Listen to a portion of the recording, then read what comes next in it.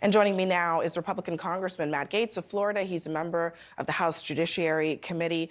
Congressman, in some of these races, including tonight in the state of Florida, you've got candidates voting, but you have actually backed some candidates who are running against your own colleagues. One example, Illinois, you endorsed the Republican candidate Darren Bailey over the sitting Republican there, Mike Bost. Bost was endorsed by Trump. Not good enough for you?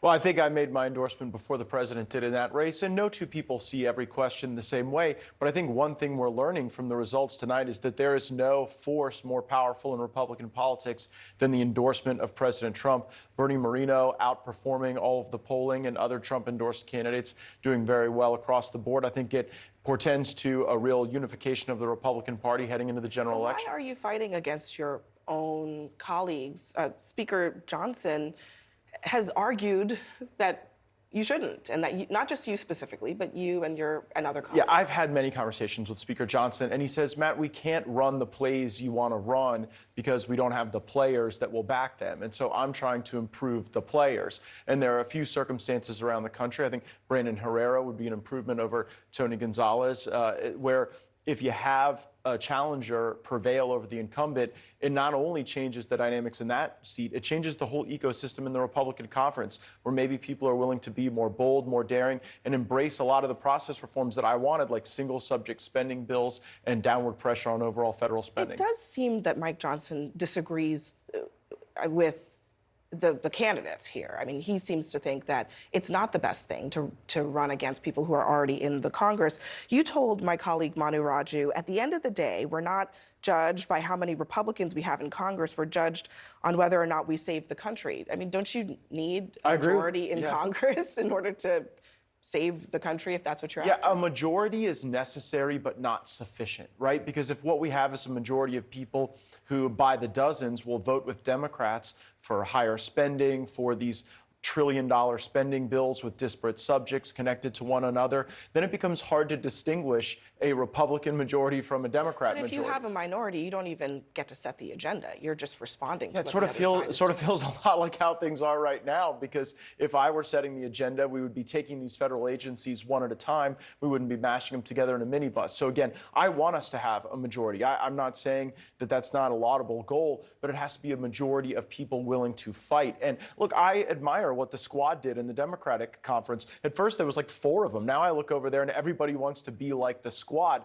So there's a way a small group of people connected with the base voters in a political party can influence the rest of the legislative body and conference. It's interesting that you bring that up, because, I mean, when Nancy Pelosi had a very narrow majority, those very members of the squad, they voted with their party. They didn't throw a big fight every time that there was a spending bill. They were pretty united.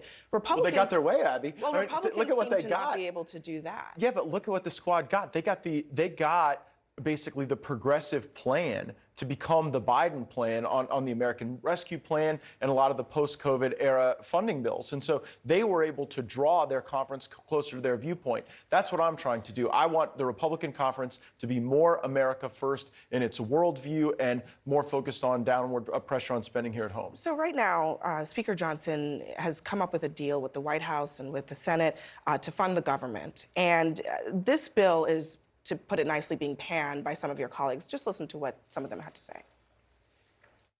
This minibus is worse than the other. Look, this country's in trouble. I don't know when we're going to start facing it. Same song, second verse.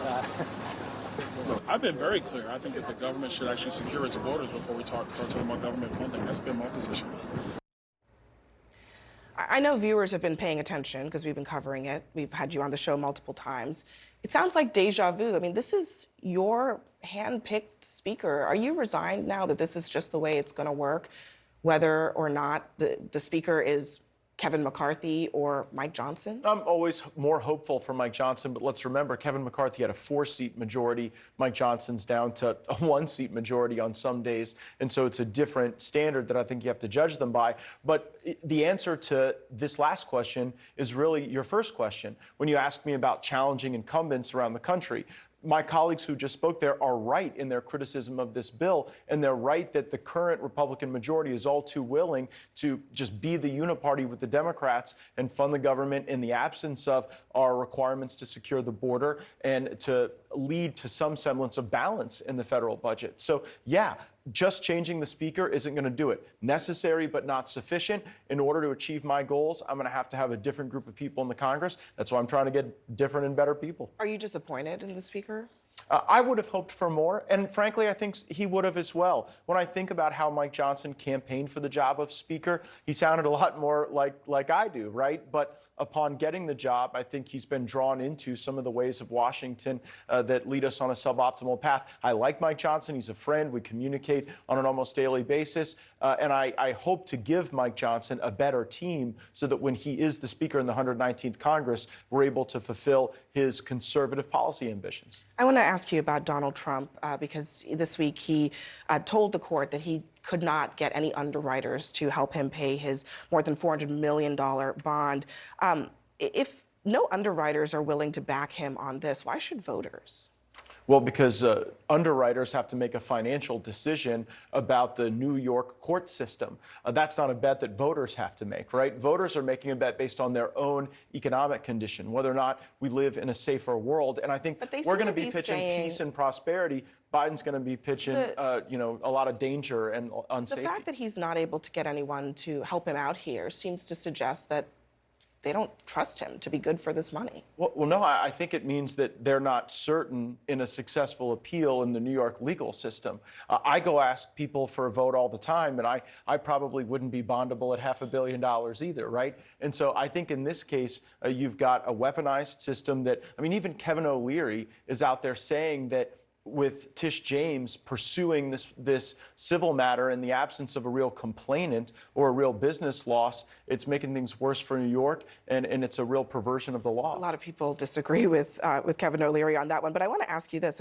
A conservative broadcaster, Mark Levin, he wrote this: why are there no Republican multi-billionaires offering to lend President Trump the funds to file his appeal in this outrageous case in New York State, and none of them liquid enough to help or join with the others to help? It's an outrage, he says. Do you agree? Should some of these multi-billionaires come and swoop in and bail out Trump? I don't know. This is not something I'm quite familiar with. I think that President Trump has to be able to assemble the assets in order to post the bond, and I suspect that he will, because if he doesn't, you're going to start to see Tish James foreclose on those assets. And so I think that you have to have the right mix of collateral and cash, and that already was a challenge for the first bond, and I think it's even more of a challenge going forward. Do you think that some of these really wealthy people who support former President Trump should be willing to help him here?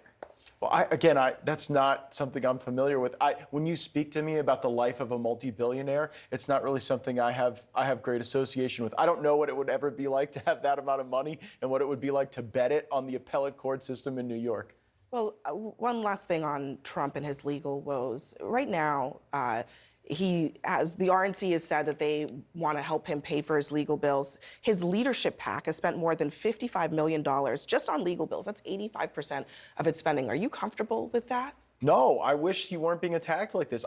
Trump is up in your polling. But he is. Are you comfortable with his leadership PAC using the money that's being raised from ordinary people in a lot of cases to pay his legal bills? Yeah, it's a necessity. Your network covers ad nauseum that this money is used for this purpose, and yet it continues to be contributed for people who believe that President Trump is under siege. And so I think that we have to view the fusion of the criminal justice system and this presidential campaign as something that we have to combat with every force we have at the RNC, in President Trump's campaign, and with our own donations. And, it does make me think, how much further ahead of Biden would we be if we weren't having to fight not only on the political front, but on the civil front, on the criminal front, and seemingly everywhere else? One way to avoid that would be to not get into legal trouble, which Trump seems to be doing these are all the such time. novel legal theories that oftentimes are woven together in ways that have never been applied against other people. Look at the Alvin Bragg case that's about to go to trial. Just because nobody has ever done what Trump is alleged to have done doesn't mean that he shouldn't be held accountable. Well, but you see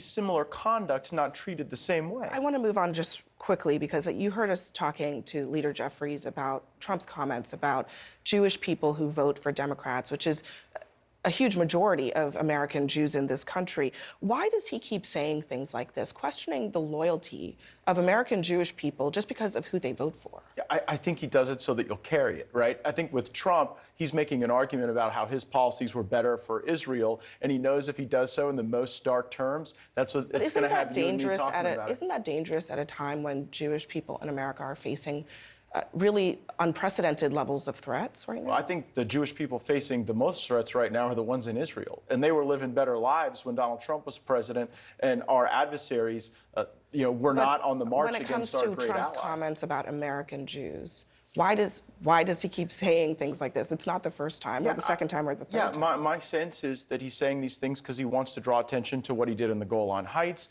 He wants to draw attention to the Abraham Accords. comfortable all with of those that? policy reforms. Yeah, I don't give the president rhetorical advice. He's far more gifted in that regard than I am. So you are comfortable with him using this kind of rhetoric? Yeah, I'm not given any discomfort by the rhetoric he's used to draw attention to what he did for Israel. All right. Congressman Matt Gaetz, thank you very much. Thank Good you, to have Abby. you in the studio tonight.